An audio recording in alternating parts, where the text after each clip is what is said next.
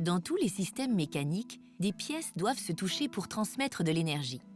Plus la force à transmettre est importante, plus les pièces se dégradent rapidement, ce qui oblige, pour les rendre plus durables, à appliquer des traitements sur leur surface. Ces traitements limitent l'apparition des fissures, puisque lorsqu'elles apparaissent, elles entraînent rapidement la détérioration des pièces. Il existe deux approches possibles. La première consiste à augmenter la dureté des surfaces qui sont en contact, car une surface plus dure se dégrade moins vite. La deuxième consiste à mettre en compression la surface, car une surface en compression résiste mieux aux efforts extérieurs en retardant l'apparition des fissures.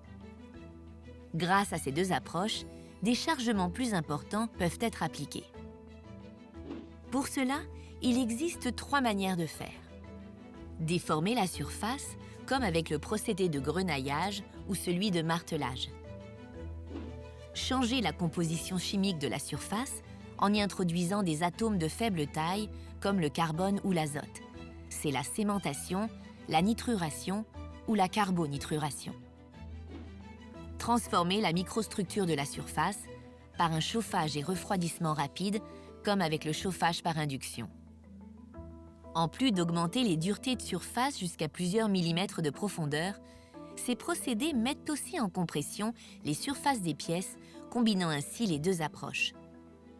Pour analyser les surfaces traitées, il faut utiliser plusieurs types d'équipements. En particulier, ce qui nous intéresse, c'est comment les microstructures sont générées et comment elles évoluent lors de leur utilisation. Cela permet d'optimiser les procédés de fabrication, de faire des pièces plus performantes, ce qui est bon pour l'industrie, bien sûr, et cela sans augmenter leur coût de fabrication. En effet, les équipements du laboratoire Dynamo permettent d'analyser les propriétés du matériau traité. Pour mesurer les gradients de dureté, une machine automatisée indente automatiquement la région sous la surface des pièces. On peut ainsi obtenir des cartes de dureté et savoir jusqu'à quelle profondeur elles ont été durcies. À l'aide de microscopes optiques, laser ou électroniques, il est possible de visualiser la microstructure à différentes profondeurs et ainsi d'établir un lien entre paramètres du procédé, dureté et microstructure. L'orientation des grains peut également être documentée en utilisant des techniques de diffraction de faisceaux d'électrons.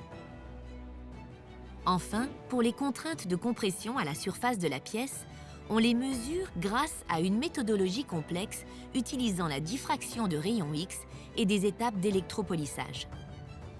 En changeant les paramètres des procédés de traitement de surface, on fait varier les gradients de propriété.